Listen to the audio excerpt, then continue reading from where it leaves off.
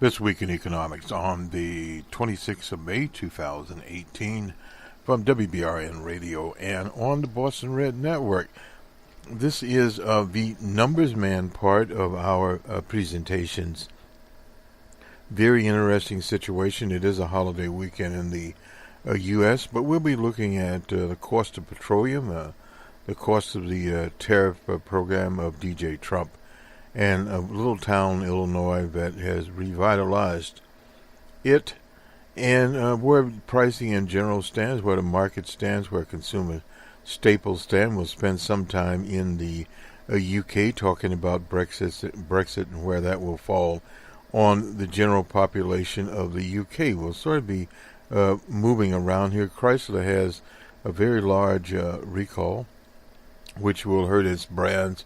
Evidently, what has happened here is the cruise control software, and we'll be hearing that word more and more. We'll talk a little bit about it on our companion program, the open source report and automated cars. They're software driven.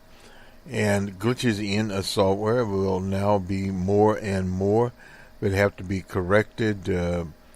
We are in the news, I should say, from Amazon. These are the self-powered speaker, Alexis, and we, of course, on Alexis, you can just say the word Numbers Man and we'll pop up.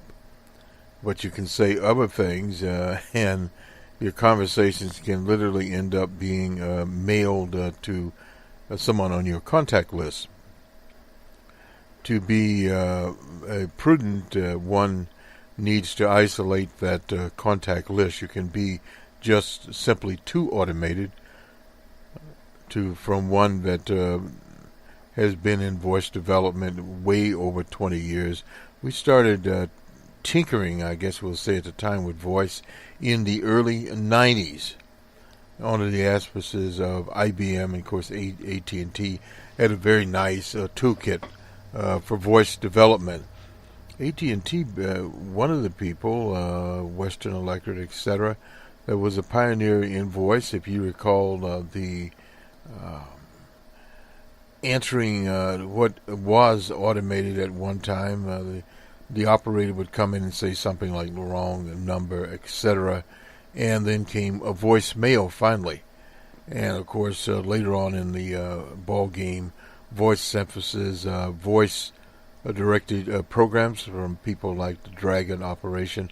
We've done some work and followed them at one time also.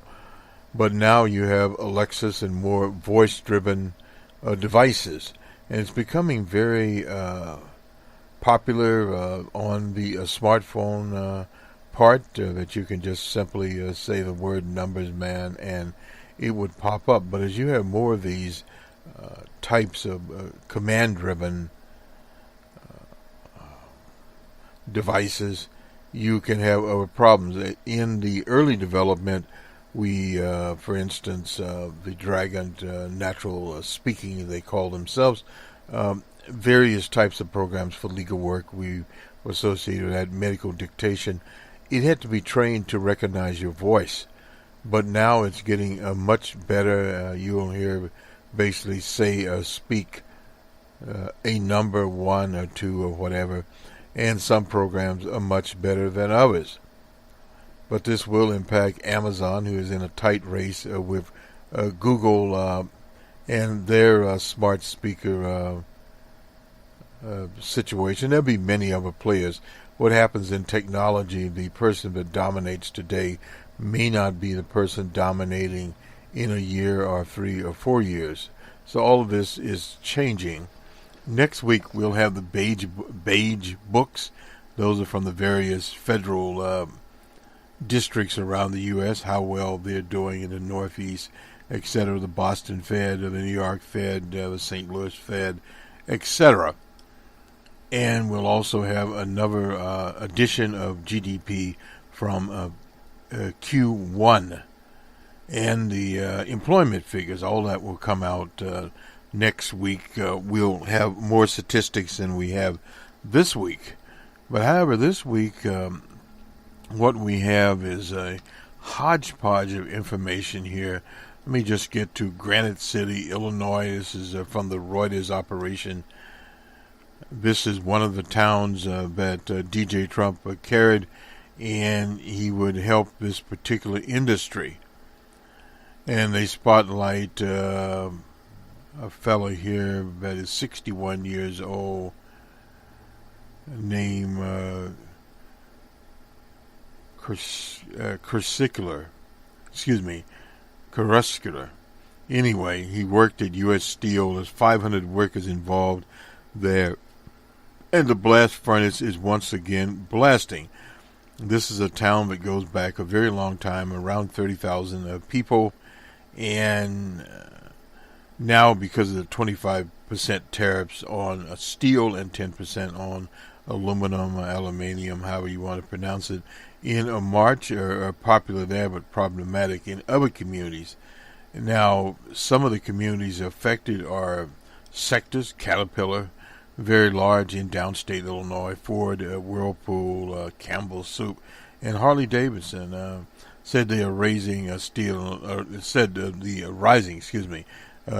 and aluminum prices have been passed on, so they are raising to consumers to offset. In other words, the Harley will cost you more. The can of Campbell Soup already has its problems. Products from Whirlpool or Ford or Caterpillar will just simply cost you more. That is part of the trade-off. Bill Hickey, he's in the Chicago-based Lapham Hickey Steel, which has a half dozen steel processing plants, says he wants to help the U.S. steelmakers, but is concerned rising prices will push manufacturers to duck the tariffs by purchasing steel pots overseas. The main beneficiary, of course, would be China. The tariffs in effect for some countries and a temporary exemption for Canada, Mexico, and the EU. Now that will expire very shortly here on June 1. Uncertainty over that's left steel producers, though this is U.S. steel producers, in a limbo. Steel shares surged early in the year. They were up, but are up now 1.6% year to year. And Nucord, that's another, is also up 1.6 for the year. So very mixed situations happening. The McKinley tariffs, that's back in 1890, which increased the protective duties as a catalyst for U.S. domestic steel industry and created Granite City in 1896. Dominated by steel, the city's fortunes have mirrored the industry. Its population peaked at 40,000. This was in 1970. Steelmaking decline is a reflection in the faded glory of former giant brick buildings like those in the Rust Belt cities. Across the Mississippi from St. Louis, Granite City sets in Madison County. They voted for DJ Trump by 50% there, and they rewarded with some jobs, however temporary, who knows. Granite City business owners say the 500 new jobs, bringing a steel local force up to 1,300, is much needed boost.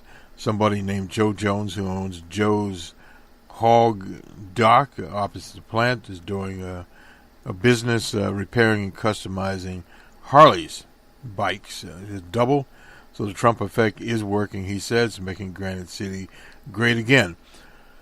Well, no doubt it has made Granite City great again, at least temporarily. But in the overall economy, and this is one of the trade-offs, as Campbell's, Harley Davidson, Ford, etc. increase their pricing and pass it on to the consumers, you will see inflation occur, and as inflation occurs, basically the buying power of the consumer diminishes. And also these products will be hurt because they just simply will cost more. And people that are in the market, say for Ford cars, and not Campbell Soup, but Campbell is already hurting, will run out and no doubt have, say for instance, you were going to make a purchase the next 12 months. That's why we remind consumers at the end of the hour broadcast to keep your eye on the prize. And basically, this is it. Sales are being offered now on 2018, 2019, and this is the summer season. But it's being dampened by Chrysler, etc. is already off. The U.S. Automobile industry is off. So this affects the automotive workers. So in other words, you create 500 jobs here and lose 1,000 jobs there. This kind of situation is like in Chicago when I lived there, playing Wingo, or whatever it was, and maybe they still play it, the Sun Times. It was a promotional gimmick. So in other words, this is very gimmickry. The reason we have a seesaw model is the economy sort of sees and saws. And when you look at the stock market, it's something based on a speculation. Now, there are long-term investors out there, like Mr. Buffett of Berkshire Hathaway, but we were discussing that in a class I'm taking. It was kind of interesting. There, they were in the business to make money. Well, most of these operations are in the business to make money, but at the same time, Berkshire had shed their investments, say, in IBM. IBM may have the IBM cloud, but it is in third or fourth place in the cloud game. So, in other words, wasn't as impressive. They've invested in Apple. Apple is a very interesting stock, running about $2, close to $200 per share. Google, I'm not sure where Google is. I'd have to look Google up, but Google is way up there. So when you start looking at these various companies and where they are valued at the present time, and look at the latest privacy agreement that went into effect on Friday in the EU. Now, this is a lesson in the global economy. In fact, if the EU starts to affect some of these various social media properties, not so much, at least the initial is the larger ones, but there are others there that also have playlists and all sorts of gimmickry they put in. Now, much of this is tailored towards the North American market because people in North America are more accepting of these kinds of gimmicks. But in the rest of the world, and this is what you have to look at when you're in global trade, is the rest of the world. You have 1.2 billion or so people in China. You have people in India that have to be looked at. Because if you're Facebook or any of these types of characters, it's based upon the old Marxist theory. You have to continue to be expanding in market after market after market. Or you hit the proverbial brick wall. And this is a very big problem. Now, as far as these steel companies, a lot of their stuff is for domestic, but at the same time, the building habits are different. The structural solutions for automobiles are different, although they use some steel, but they use a lot of plastics and other kinds of materials in the motor cars. So these are some things that are changing with the time. These old hat cities like granite, yes, they're in business today, but I think the big question is, will they be in business 3 to 5 years from now because of the changing situation that is occurring? Perhaps the gentleman that was 61 or 62, he'll be able to get perhaps 2 or 3 years out of it and then go to his union pension and Social Security. Let's go to the other part of, we'll go to consumer staples, I guess. This is also from Reuters, Consumer Staple Index of the Standards & Poor's 500, the biggest logged for 2018, could further fall and even look less appealing as a defensive play. Usually when there's a lot of uncertainty in the market, people there go back to basically what they know. Now, this sector includes the suppliers of so-called recession-proof items, toilet paper, toothpaste, to canned soup, to cookies. It's fallen 13% in 2018, on track for its first annual decline since 2008. That was when the Depression came. While the S&P SPX is up 1.7% to date. Investors have been turning away from staple companies because they are grappling with a changing consumer preferences. That I believe we reported on Campbell and what's happened to Campbell. Fierce competition of obstacles to raising prices as their costs swell. That's the case with Campbell and their cans. A long view of a defensive play, partly because of high dividends and predictable growth, face a tough competition from fixed incomes, investments, and treasuries are on the rise. We'll talk about those out there. We think the sector will remain under pressure, especially as investors have better opportunities. That is from seminer, equity technical strategist at Wells Fargo, based in St. Louis. Consumers are showing less loyalty to food and household brands. This is this whole idea of branding. Several years ago, I wrote a paper called The End of Brands. Now, this is, let's see here. Shoppers are more easily drawn towards cheaper store brands. We used to call those generic, such as toilet paper, putting pressure on the name brands. It used to be that the generic brands were more shabbily manufactured, cost-cutting. Not as much. Some of those brands are actually manufactured by the same people, but they slap the name on there and save a few pennies sometimes. So the whole promotion game in the stores, loss leaders, etc., some of that has disappeared, and it's becoming a problem. Health concerns are hurting tobacco products there as smokers increasingly favor cigarette alternatives. That's the so-called smokeless vapor, whatever it is out there. P&G, Procter & Gamble, out of Cincinnati, Ohio, the largest consumer goods maker, in April pointed to pressure from struggling retailers in addition to higher transportation costs. This is where the cost of petrol comes in. Rising commodity prices had a disappointing third quarter. Wall Street currently expects 2018 earnings to grow at 11% in the staple sector, down from 11.4, down from 11.6. That's not much. Expected on April 1, slower than all but two of the S&P 11 major indexes. This is a Thomson Reuters estimate here, but in reality it could be much worse. Consumer staples sector currently trades at 19 times earning over a 12-month basis, including a rough 10% discount to the S&P 500 multiple of 21. That's according to Wells Fargo. Typically happens when the sector trades at 20 to 30% discount to the rest of the market, implying a multiple of 15 to 17. It's kind of very interesting here, even with multiples, a good multiple, but what does multiple mean? We'll get more into that as we move along here. Some investors, portfolio managers, one in Chicago named Paul Norte, say any current valuation could present an opportunity. Reasonably priced, it means that they are screaming cheap, you can start to accumulate them. Well, maybe not. So this stuck with the tariffs is causing a lot of disruption in the market.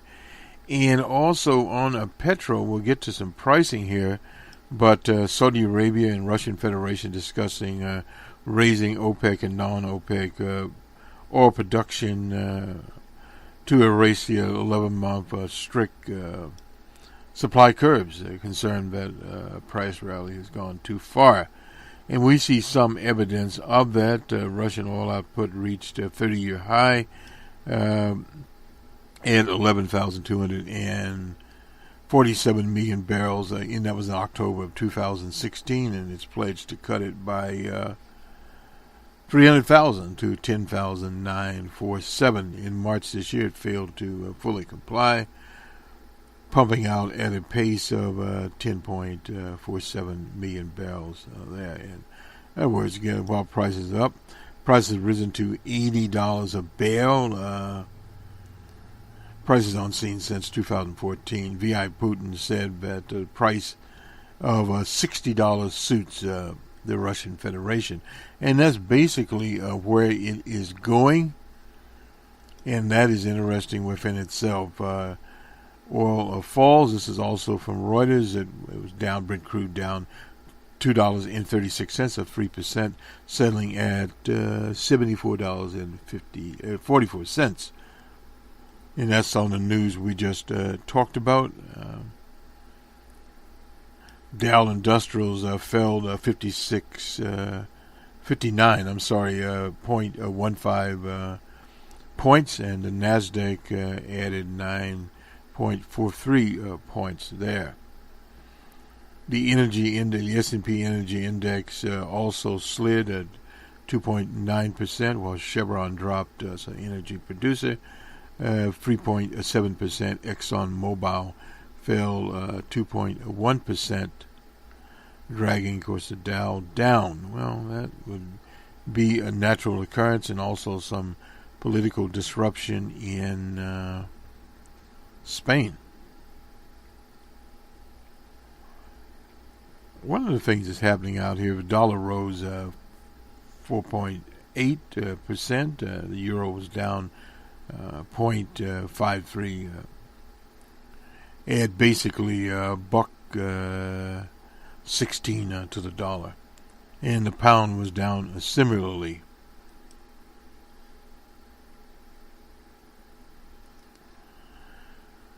Dow dipped. This is also Reuters. Hertz Energy chip makers boost the NASDAQ here.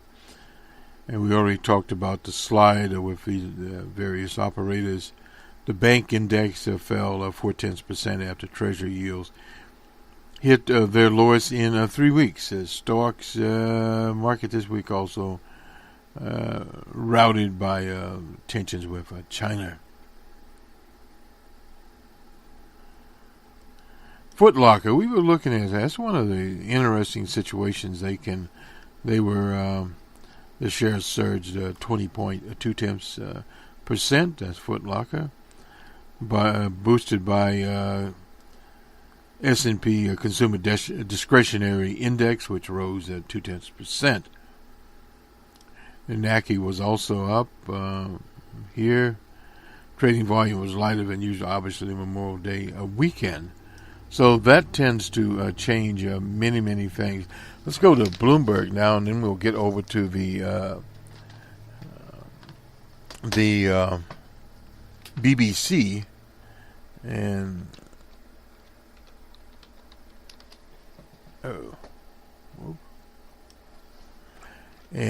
find out what is happening with Brexit. And where Brexit is settling, as one would say. We try to use a number of sources so we can sort of figure out where things are. Let's look at commodities first, because we've spent some time on the market part. And the Bloomberg Commodities Index was down 1.21. The Reuters Jeffers, that's another index, was down 2.36. This is commodities. The Reuters International was down 28.1. The energy index, West Texas crude, we hadn't talked about it. It is down $2.83 at $67.88. We got Brent crude. It's at $76.44. It was down $2.35. The gasoline index, imported index, at 218.4, down 5.24. The natural gas index, that's the NUMEX, at 264. The heating oil index at negative 5.68. I guess we'll look at gold. The price of gold, $1,309, down 80 cents. The spot was down $2.38 at $1,302.25. Silver was down 14 cents at $16.55. Copper was down $1.85. Platinum down $9.36. And we won't get too much into this. Cocoa was down $47. Cotton gained $1.10. I'm just looking at we have pork bellies. I don't know why I'm always interested in pork bellies. But live cattle, they were up 53 cents. Yeah, let's do a little bit with the market. Some of these we've already looked at. We've looked at the Dow and the S&P 500 index. It was down 6.43. The Nasdaq Composite was up 0.43.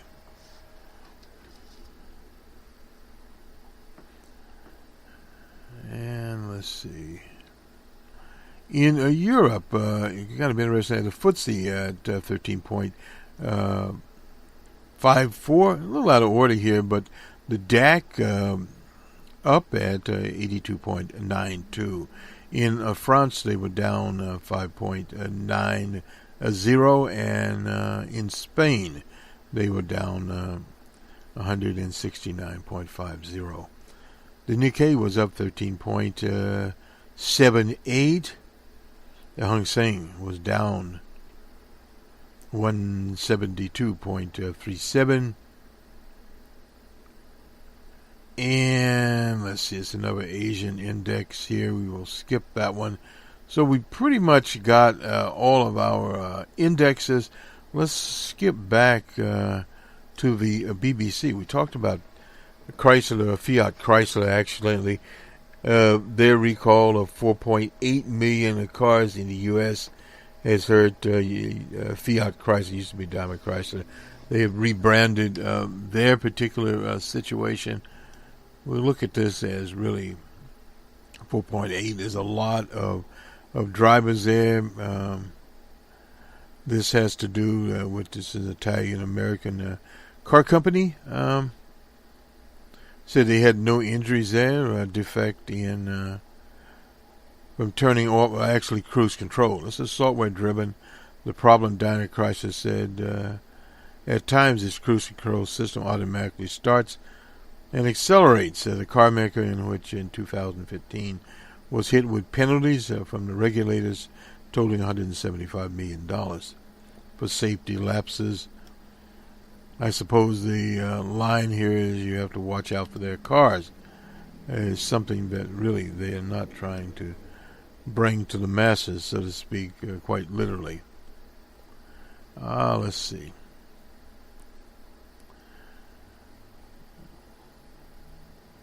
We want the fact that a new media startup, relevant new media startup, Netflix, eclipsed Disney, in a market value out there. And this is worth going into. Again, this is from the BBC. Netflix online streaming there shares online streaming giant rose at 2% in the afternoon trading us in New York, pushing the firm's market value to more than $153 billion. That is 114 billion pounds. So it eclipsed the Disney company had been shaken by Netflix in luring U.S. households from cable products. Netflix, of course, was founded in, it's been around a long time, actually a little over 20 years, as a DVD service. I've known people that use it, and they still have the service. Debut with about 1 million subscribers. The rise, it now has 125 million streaming memberships in more than 190 countries. And watching more than 140 million hours each day. It's a lot of hours of Netflix. They've also had an effect on the cinema business. There people can just stay at home, cook their own popcorn, and by coaxed by the leaders, I suppose. Inroads by sites such as YouTube and Amazon and Netflix that launched its streaming service in 2007. So they've been doing that a little over 10 years right now. Disney last year said it would stop licensing some content to Netflix. That doesn't mean as much. They can stop that, but at the same time, it'll just mean if Netflix is where the action is, that the people that are on Netflix will probably stop watching some Disney content. However, that deal, launched its own subscription online services, buying most of 20th Century Fox in an effort to broaden its content and strengthen these offerings. However, that deal could be derailed by a higher offer from Comcast, which owns NBC Universal. Well, it doesn't matter much. Disney and Comcast shares both slipped 0.8% on Thursday. There is market value at about $152 billion and $143 billion, respectively. Comcast is very large, but Comcast is being increasingly thrown out of the proverbial houses of many people. So that in itself doesn't do much for them, period. Let's see, we had... Get back to the business report. Get to Brexit here as we wind down.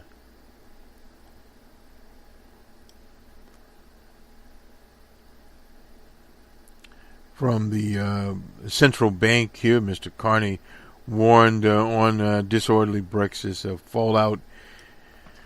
He is the governor of the Bank of England. He used to be the governor of the Bank of Canada. Brexit could delay rise in interest rates as banks would be obligated to act to shore up the economy. Mark Carney made clear that he described as a sharp Brexit could mean a reassessment of whether an interest rate is immense. Moreover, progress is being made towards new trading arrangements with the EU. Weaker income growth is likely to accomplish that adjustment. He was speaking at a London conference. He said negotiations were entering a critical phase. Brexit could cost, and this is the political side, 900 pounds. That's a household in the UK. Brexit talks could delay interest rises.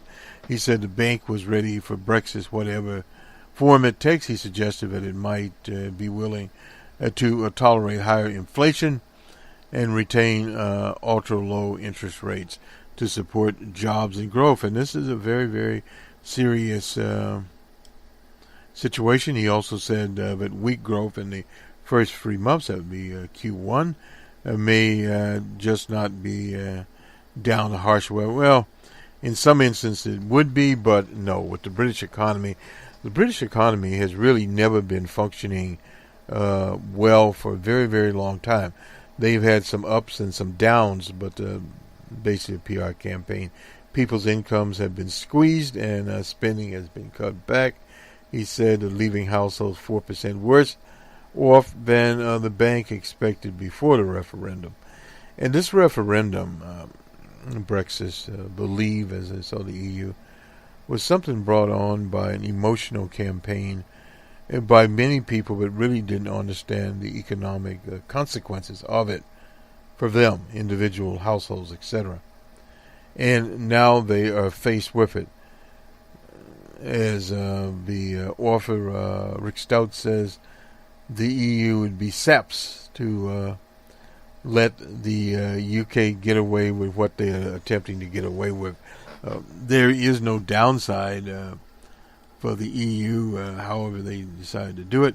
He argued that the fall in value of sterling happened because financial markets were valuing today what they expect tomorrow, a relative fall in real incomes as the UK moves towards a new trading arrangement. No doubt about that. inflation rose above the 2% target. If you remember, that's not a very good term. In the U.S., the bank has that magic 2%. It's peaking at 3.1 later in the year. That's in the U.K. That incidentally, his speech came 2 days after telling the Treasury Select Committee that households, and we go back to the £900 there. A sharp Brexit could put monetary policy on a different path. For example, the transition were disorderly, or in the state agreement materially worse than the average potential outcome. The Monetary Policy Committee, which sets interest rates, could once again be confronted with a trade-off between the speed in which it returns inflation to target and the support to provide literally slow growth, to deal with slow growth. 3.5% can be tolerated in the UK. It'll have to be tolerated there. And basically, you see the Fed policy in the U.S. It's going to be over 2%, but these are precarious times. There was a big argument by conservatives during the administration of the former President Barack Obama that we needed to have higher interest rates, and now there's this clamor for lower interest rates to keep inflation down. But a little inflation in a modern industrial economy does not hurt. You can stand 3.5% inflation if it warrants. Now, the corrosive element is when it gets to 4 or 5. They won't not let that happen.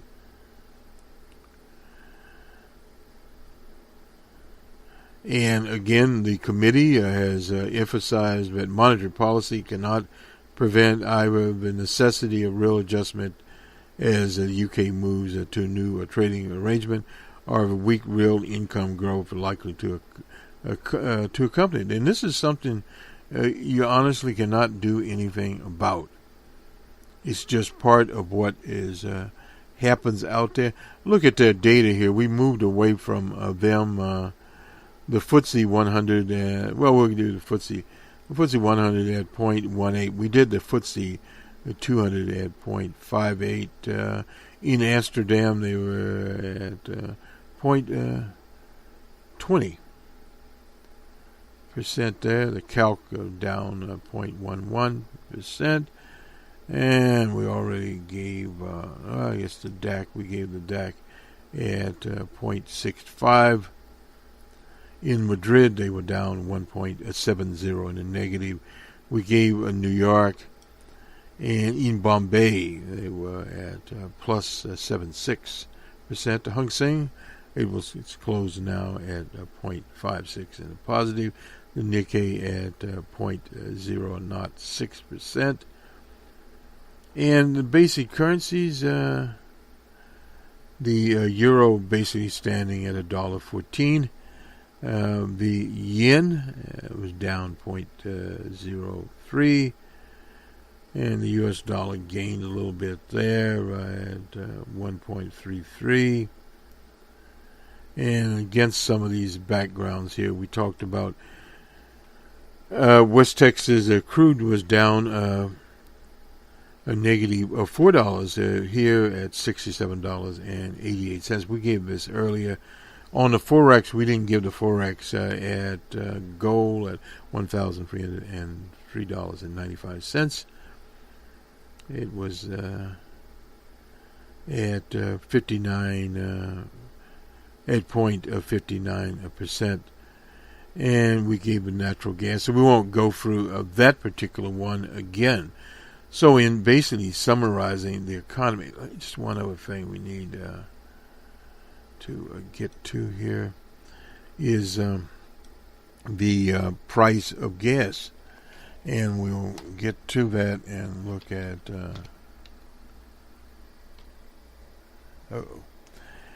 at the local prices, roughly around $3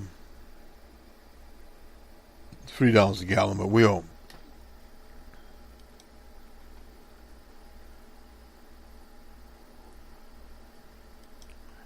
we'll look at it in several cities. Starting.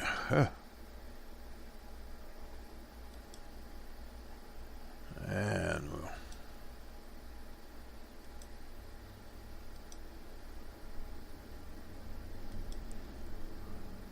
we'll just do regular. Whoops. Doing our pull down menu here. Wait a minute here. Not sure what's going on here.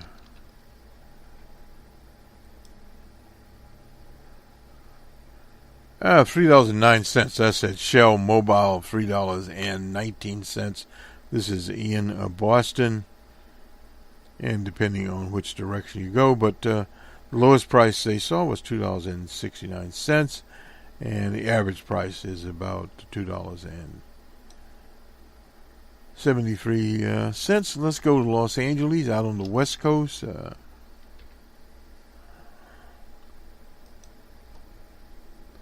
And see if we can. Well, we did get Kansas here. The average price there is about $2.72. And we'll just go to California, and that's one way of doing it. We should get some pricing here from both Southern California and Northern California. We're lucky.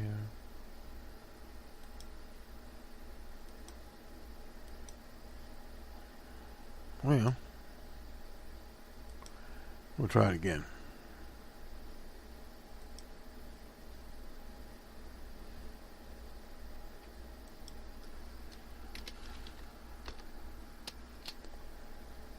Okay.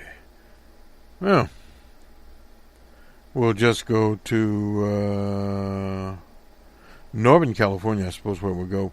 Average price is $3.73. Lowest price $3.16.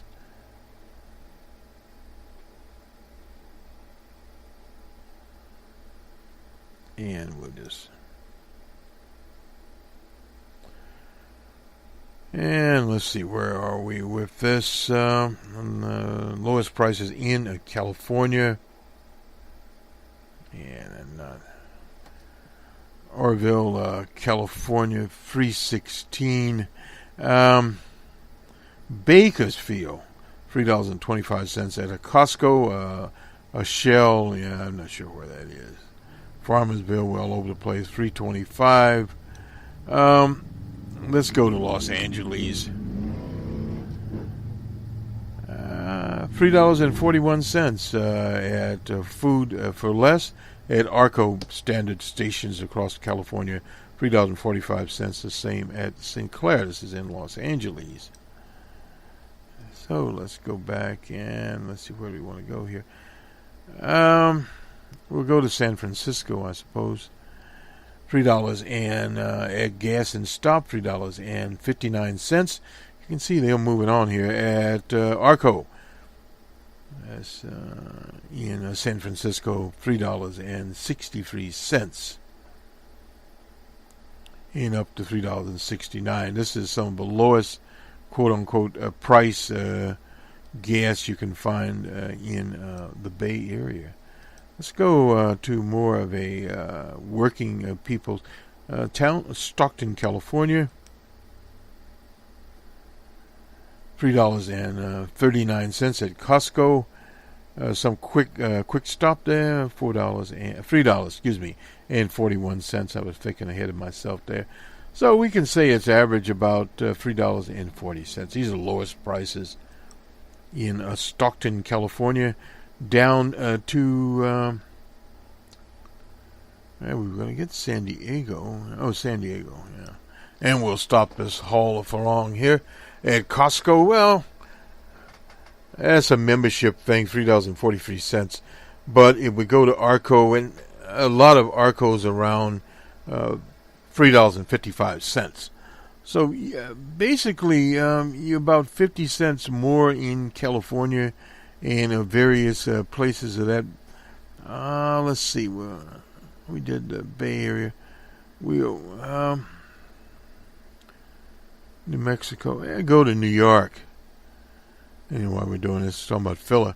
It's cheaper in New York, depending, I suppose, on where you are. $2.64. Now, I'm not sure. This is Irving, New York. I'm guessing maybe that's upstate. I'm not at all certain there. Well, we really want to find out gas prices in that year. We'll go to New Jersey. $2.71, not 78 cents at a Costco. Metro, and these are small Jersey towns. The Union, and I don't know, whatever else they got going there. So we can go out. Well, we'll do one more of these. We go to Montana. My friend Mary out there, I don't know what she's paying for gas in Montana. You got plenty of oil around. Well, at an Exxon Mobil station in Great Falls, $2.72 at Conoco. Basically about the same price. Not much difference there in terms of pricing. So, kind of an average BP. Let's see, we're looking at one in northern Minnesota, $2.69 at someplace in northern Minnesota. And I guess as we get more in, it's about the same throughout the state in the metro area. I don't see anything in the metro area right now, but yeah, about $2.70. So actually, it's about 80 cents cheaper on the average, I suppose, in Minnesota than you'd have there. Well, one more, we'll go to Alabama. We won't do Mississippi, we'll do Alabama because it's I suppose. Heck, it's Marathon, they're $2.39. At Sam's Club, $2.45. And this is in Phoenix City, Alabama. I don't know where that is.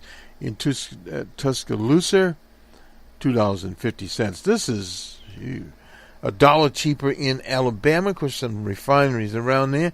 And maybe one more here before we close it. You go to Louisiana, make a lot of oil around there. Lake Charles, $2.43. So it's about the same.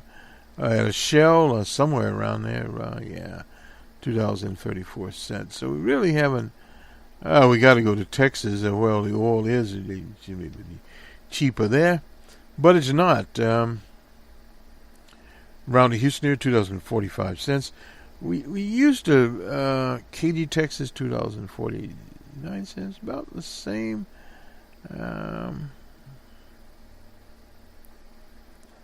We got, I guess, Fort Worth around the Dallas area there, $2.49.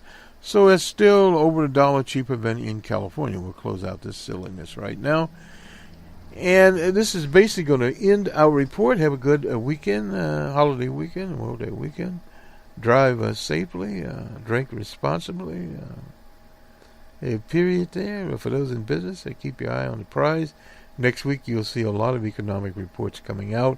We'll talk about the beige book and from the Fed, and see where there are regional differences, and try to make a little bit of sense of this. And GDP figures will be out. Job figures in the summertime. A note about that is not as highlighted, because one of the problems, and we talked about this with someone over at the office. When you have relatively low historic unemployment, 3.9%, or 3.8%, 3.9, I guess it is now. There's this little note in the back of employers' heads, and in many states it's lower than that all the workers to be recruited in have been recruited, and if they have minimal jobs, they're just not filling those. And say, for instance, truck drivers, they can't find truck drivers. And some of those trucking companies, the average pay is around $80,000 a year. I assume that's before deductions. But there are problems there. First of all, you have to be 25 years of age. A lot of those jobs, you have to be away from home a number of days a week. And younger people, particularly millennials, they want basically 8, 9, 10-hour work. and that's it. And there are other opportunities out there that they can make close to the salary. Now, 80,000 some companies, but again, they're not getting into this. Now, this is much more than you'd make at Uber, no doubt about that. But trucking, I suppose, bottom line has always been for making of revenue has been long-haul trucking, meaning you're probably going coast to coast. The truck driver is out there 5, 6 days, 7 days at a time, off 1 or 2 days, back out there again. And usually that is the way it is done. So there are a lot of other industries out there that can't find people because of technical requirements, or because in certain areas people just are not available. A lot of retirements. Some people, as the Granite City deal there, this guy had been waiting 2 years to come back, and I think he's 61 or 62. So that meant he was in his late 50s when his plant closed. So he'll stick it out and ride this tide, and then probably go into retirement. Let's see how this works out. So you see a lot of that type of situation. Of course, you also see the gig economy, what we used to call casual labor. You can work so many hours, and people do, but many people are supplementing another job, such as a lot of the teachers. We covered the Oklahoma teachers strike, Red for Education, and a lot of teachers there were driving Uber and working various other jobs in addition to teaching. And they were at a base salary there, we'll say about $45,000 before taxes, or maybe a little less than that. But you can kind of understand the pressure if they have families, etc. Out there making 40, even 50,000 a year is not what it used to be. Specifically for a family of 3 or a family of 4, even with 2 breadwinners. Now, then you get yourself in to maybe this 80,000 a year, but again, very expensive. Rents are expensive. Mortgages, depending on how long they've been in the dwelling, and the pricing within their particular area. If you're in some of these high density places like San Francisco, the idea of buying a house is just not there. You're lucky to rent a tiny apartment, literally. They have those in Seattle, I think, for a little over $1,000, which is basically a little beyond a small studio, or what used to be euphemistically called in the old days a sleeping room, an SRO.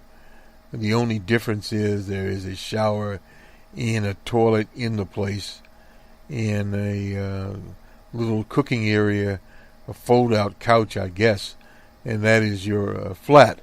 So those kinds of situations out there, and in the industries in which people work. Retailing, thousands of jobs have been lost, of course, in that sector. Now the increased competition in the other part of retail, the food business. More and more stores are coming out with more and more selections, and also at the same time you can get just anything you want delivered to your house, including a smoothie and whatever else you want. Pancakes from Boston, I guess they still make them there, and maybe some home fries. But this is kind of what's happened. So you don't have to drive out to the restaurant. The restaurant will come to you at a small charge. The same way with the supermarket. I was talking to an associate that ordered from some supermarket, and they delivered to him today his order. So he doesn't have to go to the supermarket, although he hadn't been there in several years. He was telling me some of the selections had changed in terms of the ingredients. But that doesn't necessitate you going there. A store worker will go around and fulfill the order, so to speak, like an Amazon worker does, and that will become more robotized, is the term, as we go on with the barcodes and what have you. I suppose some machine will go around fetching up stuff for a person, but they still will have those people there, and they will not necessarily be checking out groceries. They'll have self-checkers if they can convince someone to do that. And because of increased competition, stores are closing. We were looking even at, Mall of America. The Best Buy company closed their store there, saying, well, they had some other stores in the vicinity. But the big box stores, no matter what Best Buy and these other characters say, are just not doing very well. They were opening one in Salt Lake, but around Salt Lake. But that's a different kind of market there. They haven't had the big store, so they're bringing the big store there. These suburban areas have had big stores, shopping centers. That used to be the rage. Professional athletes invested heavily in shopping centers. And I suppose now they're poor. Those were professional athletes were out there 10, 20 years ago. Now they are poor. He asked Tony Dorsett about that. They're not the large ticket items, in other words, people don't want to go to a football field to find their consumables. They don't need to now. They've got the Amazon and anyone else that they want to go to, either on their mobile device, smartphone, or on a computer terminal or what have you, and you can get the picture of the item. In fact, Amazon will deliver it to you. If you don't like it, you can drop it off at a Whole Foods or some other places and send it back. A little hassle there, but they're redefining everything. And Amazon will also deliver your dinner to you and whatever else they deliver to you. But anyway, you can get it all. And they raise the Prime, but from the Prime you can get all kinds of things. Nonetheless, this will finally do it for us. For those in business, well, you'll only be in there for 4 days this week. But you'll be able to read some financial data, as they say, adjust your business for the summer months. June is coming. And for the consumer, well, you're watching petrol prices, you're watching Netflix at home, or you're going on holiday in June some. August used to be the very popular month, so August and July, people will be going on holidays. They have already booked that in, and many of them have already paid for that, so we'll see.